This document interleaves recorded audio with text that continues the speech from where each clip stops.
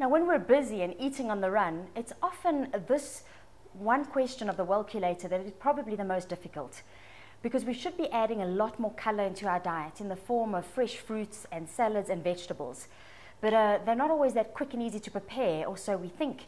So they're often the last thing that we add into our diet, and then we don't benefit from the vitamins and minerals and all the nutrients in them that help us not only to be healthy, but to have energy, to function better, and to possibly even live longer.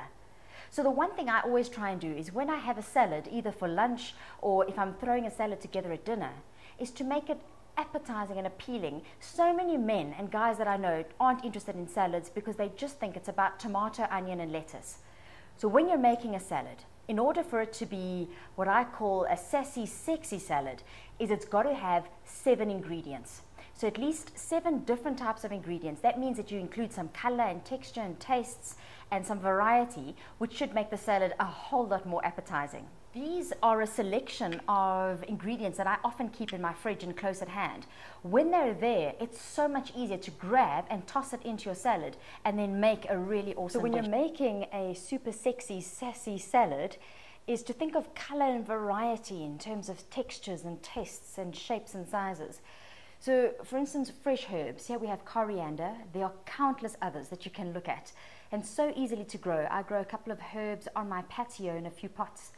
And then sprouts as well add a lovely tang and extra texture into salads. They're also easy to grow by yourself.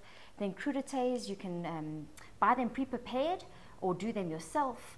Then there's a whole array of often veggie type ingredients that we forget can actually be added into salads. And then of course your sweet peppers as well. And when we're looking at leaves, is to think of the darker green leaves if possible, like rocket and baby spinach. And then things like pickles add a lovely taste and texture to salads. It makes them quite exciting and interesting, and radish and things like pepper dews.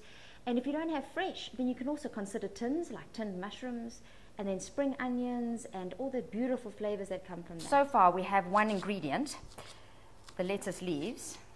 And when I say 7 ingredients, ideally the 7 ingredients that you're adding to your salad shouldn't be calorie or kilojoule dense.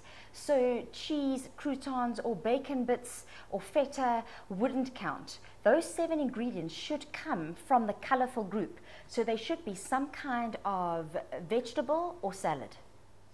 Something else you can do is, even if you're using conventional salad ingredients like carrots or cucumber, is to cut them in an unconventional way. So for instance, a cucumber, instead of just slicing it in rings, is to perhaps slice it into strips using a vegetable peeler.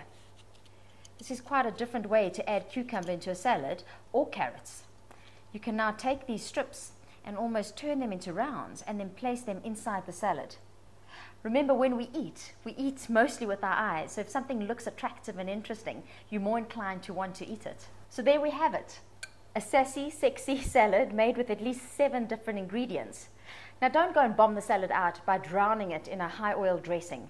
Rather use some fresh herbs, maybe a grinding of herb salt, a sprinkling of a lemon juice or balsamic vinegar, or a low oil dressing, and then you're good to go.